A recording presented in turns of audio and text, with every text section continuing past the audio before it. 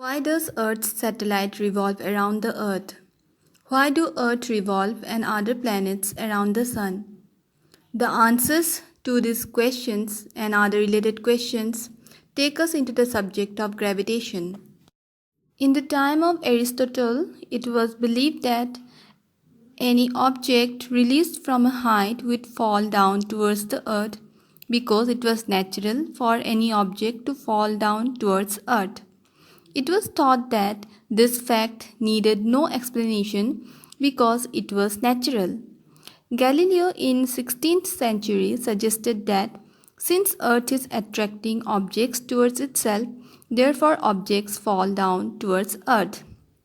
Great minds not only think logically but have the capacity to extend a simple idea to other related phenomena.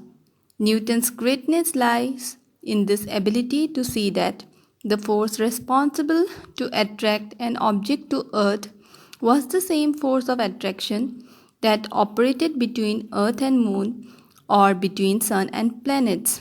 Not only this, he expanded the idea further to include within its purview all material objects. We know that the Moon goes around the Earth. An object when thrown upward reaches a certain height and then falls downwards. It is said that when Newton was sitting under an apple tree, an apple fell on him. The fall of the apple made Newton start thinking. He thought that if the earth can attract an apple, can it not attract the moon? Is the force the same in both cases? He conjectured that the same type of force is responsible in both the cases. According to Newton's first law of motion, perhaps these planets and satellites can move in circular orbits only if some force is acting on them to keep them moving in the circular orbits. The mystery of the motion of all these heavenly bodies in nearly circular orbits was resolved by Isaac Newton when he observed that an apple fall from a tree towards the earth. That is, the apple is attracted by the earth. He argued that the earth attracts the moon with the same type of force as it attracts the apple. The moon moves around the earth in a circular orbit. The motion of the moon around the earth is due to the centripetal force. The centripetal force is provided by the force of attraction of the earth. If there is no such force, the moon would pursue a uniform straight line motion. It is seen that a falling apple is attracted towards the earth. Does the apple attract the earth?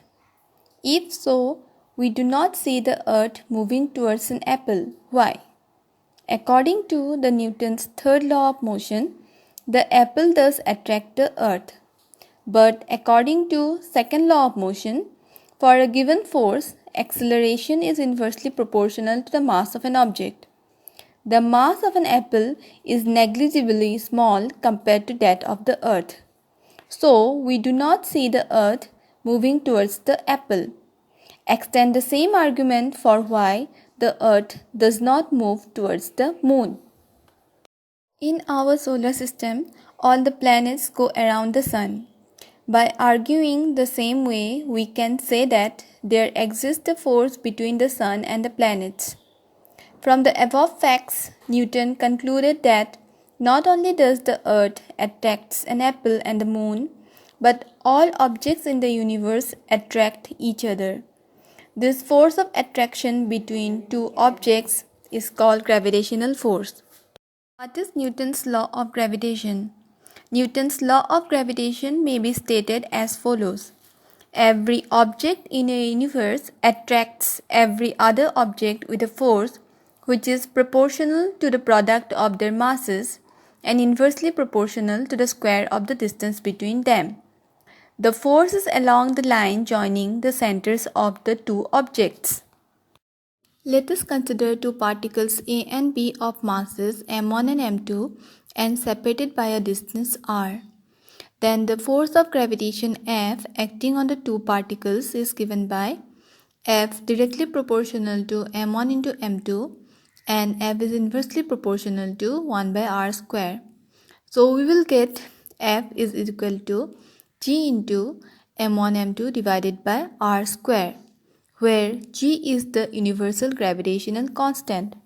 So if the mass of any object increases, the gravitational force will have more magnitude, and more the distance between the two objects, the lesser will be the gravitational force.